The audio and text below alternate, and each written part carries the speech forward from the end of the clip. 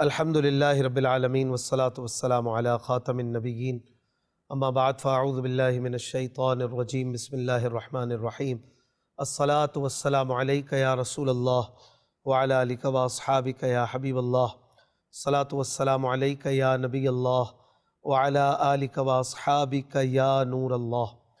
مدنی channel کے ناظرین، programme دیکھ رہے ہیں قرآن پاک ترجمہ و تفسیر کے ساتھ۔ الحمدللہ ہم ترتیب وار قرآن پاک کے مضامین، آیت، ان کا ترجمہ، ان کی تفسیر، صراط الجنان تفسیر قرآن سے سن رہے ہیں۔ اللہ پاک قرآن پاک کے حق کو حق سمجھنے اور اس پر عمل کرنے، باطل کو باطل جاننے اور اس سے بچنے کی توفیق عطا فرمائے۔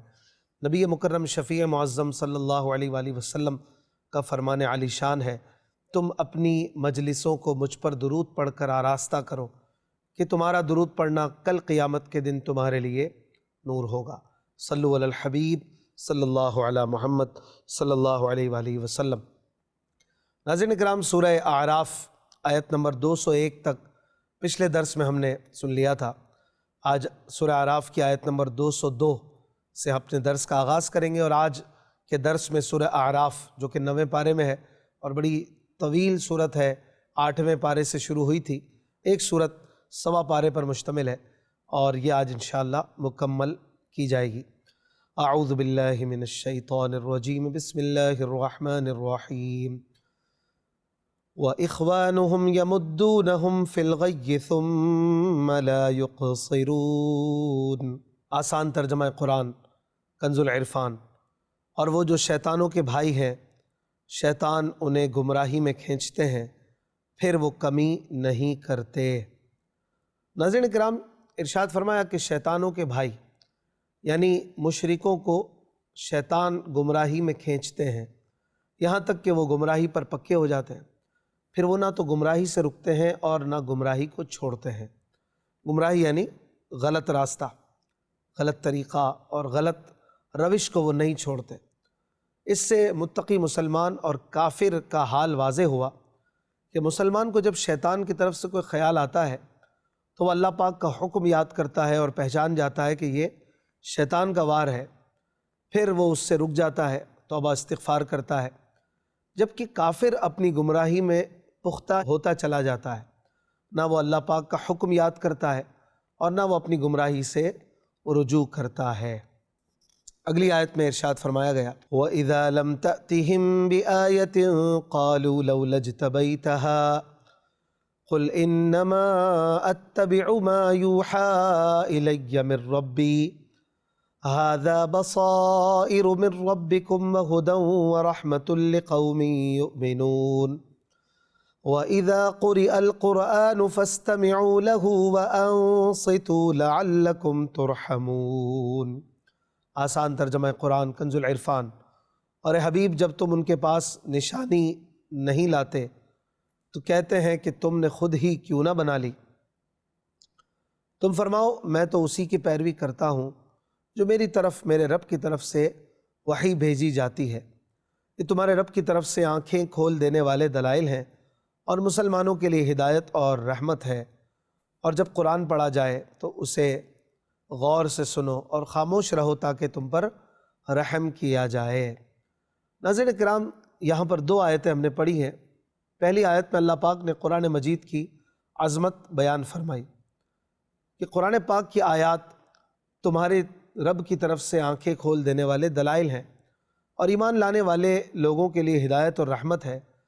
اور پھر اگلی آیت میں فرمایا گیا، وَإِذَا قُرِئَ الْقُرْآنُ سے، کہ اس کی عظمت اور شان کا تقاضا یہ ہے کہ جب قرآن پڑھا جائے تو اسے غور سے سنو اور خاموش رہو۔ حضرت علامہ عبداللہ بن احمد نصفی رحمۃ اللہ علیہ تفسیر مدارک میں فرماتے ہیں، اس آیت سے ثابت ہوا کہ جس وقت قرآن کریم پڑھا جائے، چاہے نماز میں ہو یا نماز کے علاوہ خارج نماز میں، اس وقت سننا اور خاموش رہنا واجب ہے۔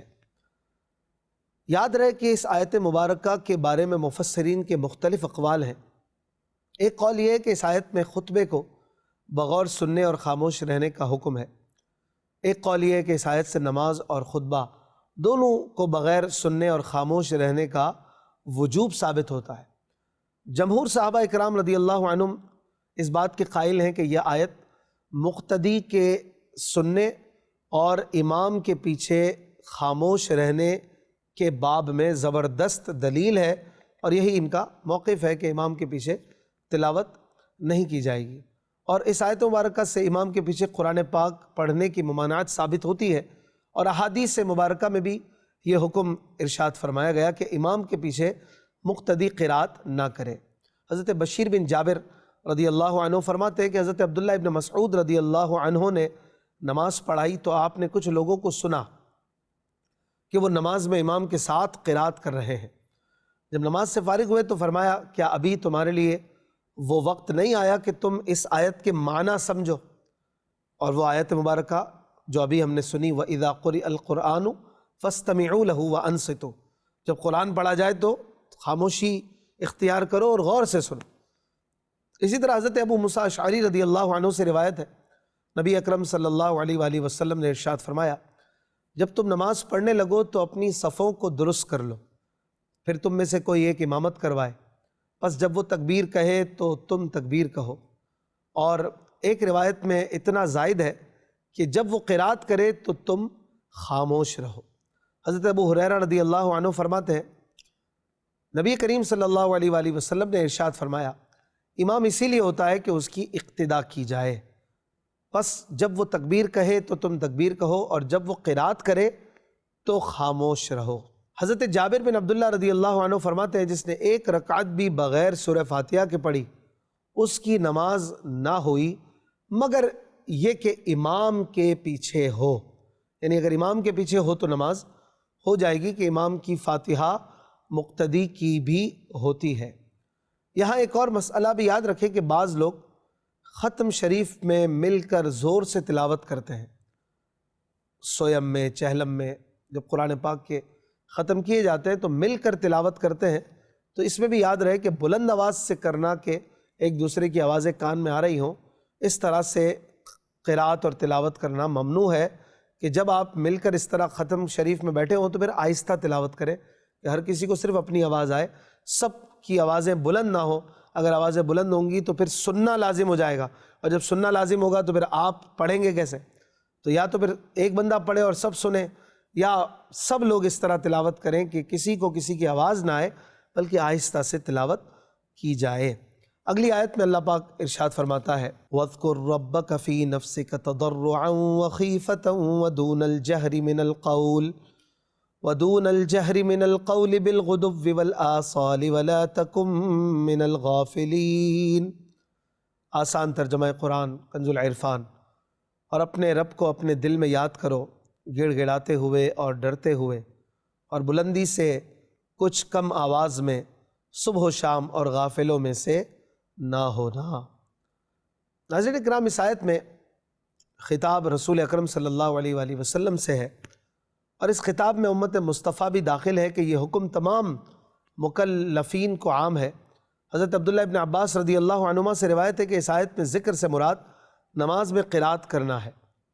ایک قول یہ ہے کہ ذکر میں تلاوت، دعا اور تسبیح و تحلیل وغیرہ تمام اذکار شامل ہے۔ خلاصہ یہ ہے کہ اللہ پاک کا ذکر دل میں کیا جائے یا درمیانی آواز میں، حد سے زیادہ بلند آواز میں چیختے ہوئے نہ کیا جائے۔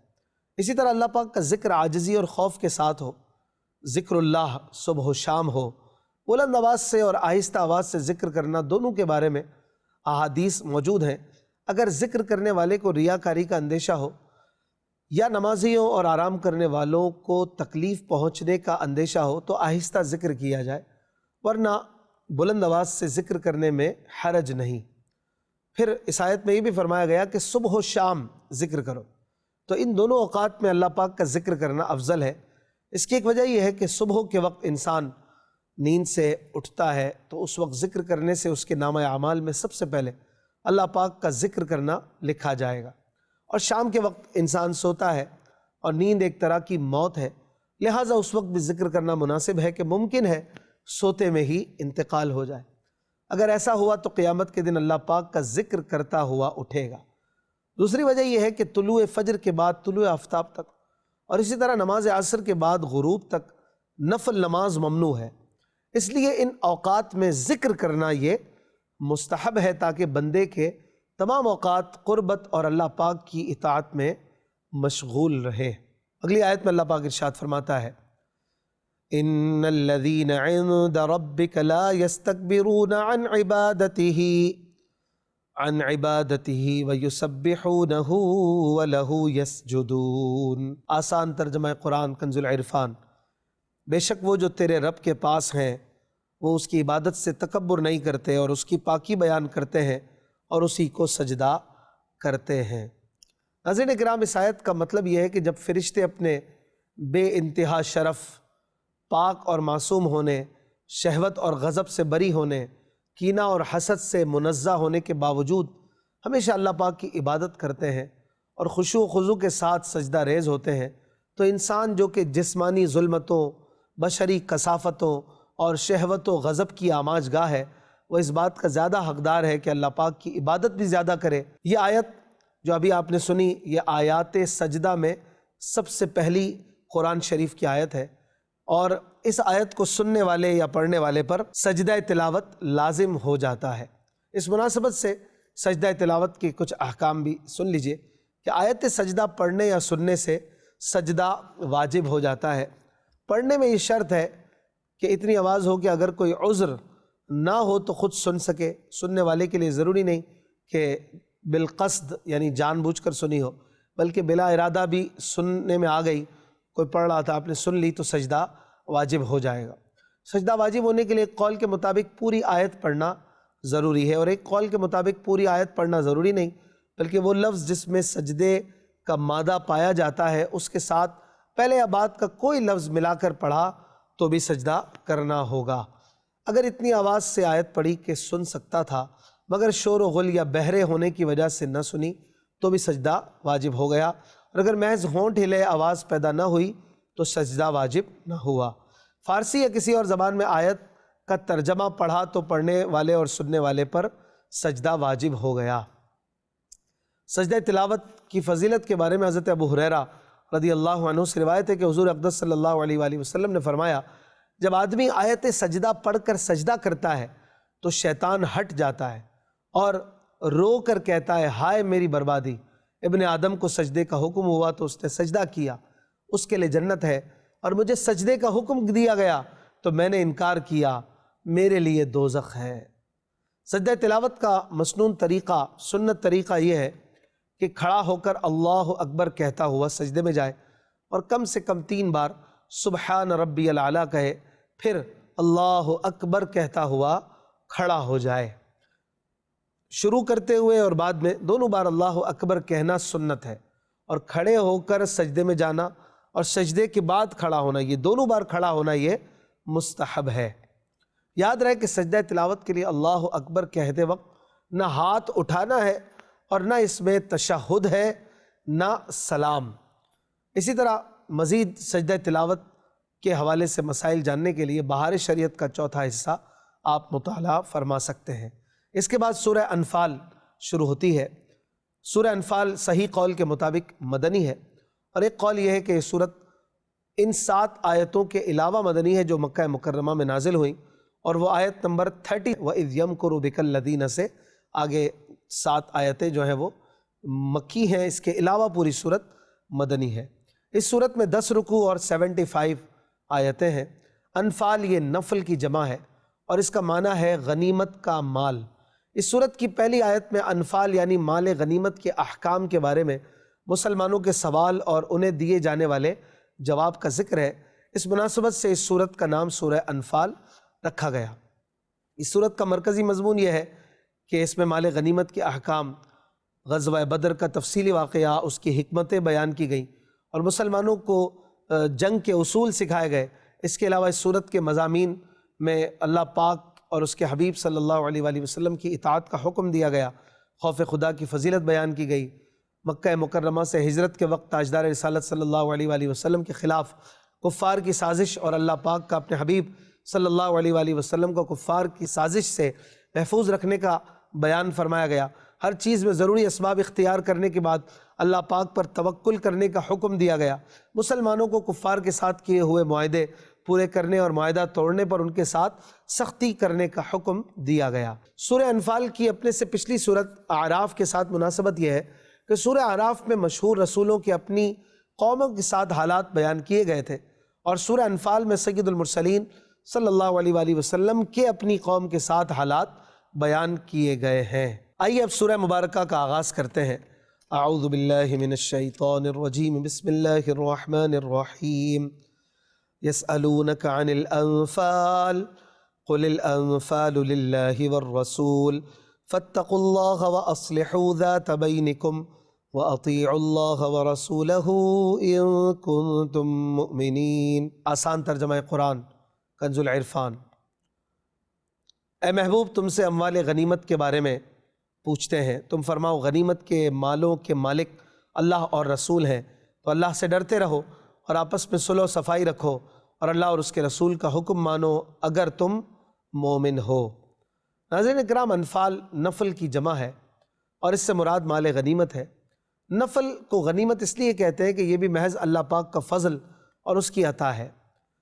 اس آیت کے شان نزول سے متعلق مختلف روایات ہیں، ان میں سے 2 روایات سماعت فرمائیے۔ حضرت ابو امامہ باہلی رضی اللہ عنہ فرماتے ہیں، میں نے حضرت عبادہ بن صامت رضی اللہ عنہ سے آیت انفال کے نزول کے بارے میں پوچھا تو آپ نے فرمایا کہ یہ آیت ہم اہل بدر کے حق میں نازل ہوئی۔ جب غنیمت کے معاملے میں ہمارے درمیان اختلاف پیدا ہوا اور بدمزگی کی نوبت آ گئی تو اللہ پاک نے معاملہ ہمارے ہاتھ سے نکال کر اپنے رسول کریم صلی اللہ علیہ وآلہ وسلم کے حوالے کر دیا اور آپ نے وہ مال مسلمانوں میں برابر تقسیم کر دیا۔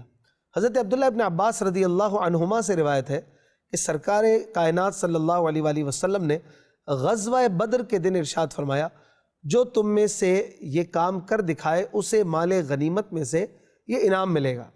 چنانچہ نوجوان آگے بڑھ گئے اور عمر رسیدہ حضرات جھنڈوں کے پاس کھڑے رہے اور وہاں سے نہ ہٹے۔ جب اللہ پاک نے کافروں پر فتح عطا فرمائی تو بوڑھوں نے فرمایا ہم تمہارے پشت پناہ تھے، لہٰذا یہ نہیں کہ غنیمت تم لے جاؤ اور ہم خالی ہاتھ رہ جائیں۔ جوانوں نے اس بات سے انکار کیا اور کہا رسول اللہ صلی اللہ علیہ وآلہ وسلم نے ہمارا یہ حق مقرر فرمایا ہے۔ اس پر یہ آیت مبارکہ نازل ہوئی۔ اگلی آیت میں ارشاد ہوتا ہے، انما المؤمنون الذین اذا ذکر اللہ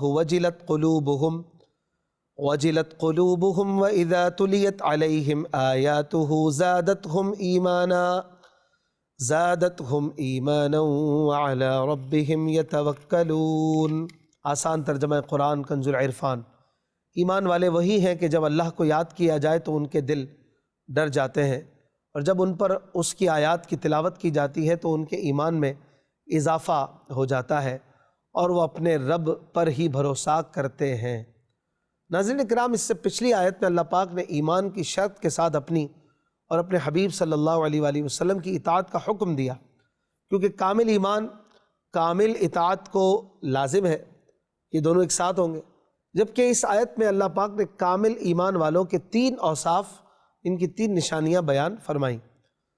پہلا وصف یہ بیان فرمایا کہ جب اللہ پاک کو یاد کیا جاتا ہے ان کے سامنے تو ان کے دل ڈر جاتے ہیں، ان کے دل خوف زدہ ہو جاتے ہیں۔ اور اللہ پاک کا خوف 2 طرح کا ہوتا ہے، ایک عذاب کے خوف سے گناہوں کو چھوڑ دینا، اللہ پاک کے جلال، اس کی عظمت اور اس کی بے نیازی سے ڈرنا، یہ 2 قسم کے خوف ہیں۔ پہلی قسم کا خوف عام مسلمانوں میں سے پرہیزگاروں کو ہوتا ہے، اور دوسری قسم کا خوف انبیاء و مرسلین، اولیاء کاملین اور مقرب فرشتوں کو ہوتا ہے، اور جس کا اللہ پاک سے جتنا زیادہ قرب ہوتا ہے اسے اتنا ہی زیادہ خوف ہوتا ہے۔ جیسا کہ ام المومنین حضرت عائشہ رضی اللہ عنہا سے روایت ہے، سرکار دو عالم صلی اللہ علیہ وآلہ وسلم نے فرمایا، میں تم سب سے زیادہ اللہ پاک سے ڈرنے والا ہوں اور تم سب سے زیادہ اللہ پاک کی معرفت رکھنے والا ہوں۔ حضرت حسن رحمۃ اللہ علیہ فرماتے ہیں کہ حضرت ابو بکر صدیق رضی اللہ عنہ نے ایک مرتبہ درخت پر پرندے کو بیٹھے ہوئے دیکھا تو فرمایا، اے پرندے، تیرے لیے کتنی بھلائی ہے کہ تو پھل کھاتا ہے اور درخت پر بیٹھتا ہے، کاش میں بھی ایک پھل ہوتا جسے پرندے کھا لیتے۔ حضرت عبداللہ بن عامر بن ربیعہ رضی اللہ عنہ فرماتے ہیں، میں نے حضرت عمر بن خطاب رضی اللہ عنہ کو دیکھا کہ آپ نے زمین سے ایک تنکا اٹھا کر فرمایا، کاش میں ایک تنکا ہوتا، کاش میں کچھ نہ ہوتا، کاش میں پیدا نہ ہوا ہوتا، کاش میں بھولا بسرا ہوتا۔ حضرت عبداللہ ابن مسعود رضی اللہ عنہ سے روایت ہے، سرکار رسالت صلی اللہ علیہ وآلہ وسلم نے ارشاد فرمایا، جس مومن بندے کی آنکھ سے اللہ پاک کے خوف سے آنسو نکلے، خواہ وہ مچھر کے سر جتنا ہو، پھر وہ آنسو رخسار کے سامنے کے حصے کو مس کرے، ٹچ کرے، اللہ پاک اس پر دوزخ کی آگ حرام کر دیتا ہے۔ پھر اس آیت میں دوسرا وصف یہ بیان ہوا کہ اللہ پاک کی آیات سن کر ان کے ایمان میں اضافہ ہو جاتا ہے۔ یہاں ایمان میں زیادتی سے ایمان کی مقدار میں زیادتی مراد نہیں، بلکہ اس سے مراد ایمان کی کیفیت میں زیادتی ہے کہ ایمان اور مضبوط اور مزید اس میں ایک روحانیت میں جیسے کہ ہم کہتے ہیں اضافہ ہو جاتا ہے۔ تیسرا وصف یہ بیان ہوا کہ وہ اپنے رب پر ہی بھروسہ کرتے ہیں، یعنی وہ اپنے تمام کام اللہ پاک کے سپرد کر دیتے ہیں، اس کے علاوہ کسی اور سے امید نہیں رکھتے اور نہ کسی سے ڈرتے ہیں۔ امام فخر الدین رازی رحمۃ اللہ علیہ فرماتے ہیں کہ توکل کا مطلب یہ نہیں کہ انسان اپنے آپ کو اور اپنی کوششوں کو مکمل طور پر چھوڑ دے اور انہیں محمل جانے، بیکار جانے، جیسے کہ بعض جاہل کہتے ہیں، بلکہ توکل یہ ہے کہ انسان ظاہری اسباب اختیار کرے لیکن دل سے ان اسباب پر بھروسہ نہ کرے، بلکہ اللہ پاک کی نصرت، اس کی تائید اور اس کی حمایت پر بھروسہ کرے۔ اس کی تائید اس حدیث پاک سے بھی ہوتی ہے۔ چنانچہ حضرت انس رضی اللہ عنہ فرماتے ہیں کہ ایک شخص نے عرض کیا، رسول اللہ صلی اللہ علیہ وآلہ وسلم، میں اپنے اونٹ کو باندھ کر توکل کروں یا اسے کھلا چھوڑ کر توکل کروں؟ ارشاد فرمایا، تم اسے باندھو پھر اللہ پہ توکل کرو۔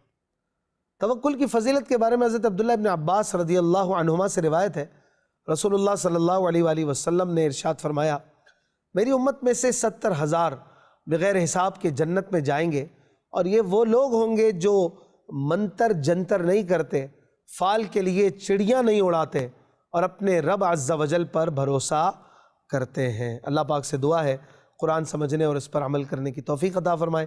زندگی رہی تو سورہ انفال کی آیت نمبر 3 سے اگلے درس میں سنیں گے۔ اپنا خیال رکھیے گا۔ صلو علی الحبیب صلی اللہ علی محمد صلی اللہ علیہ وآلہ وسلم۔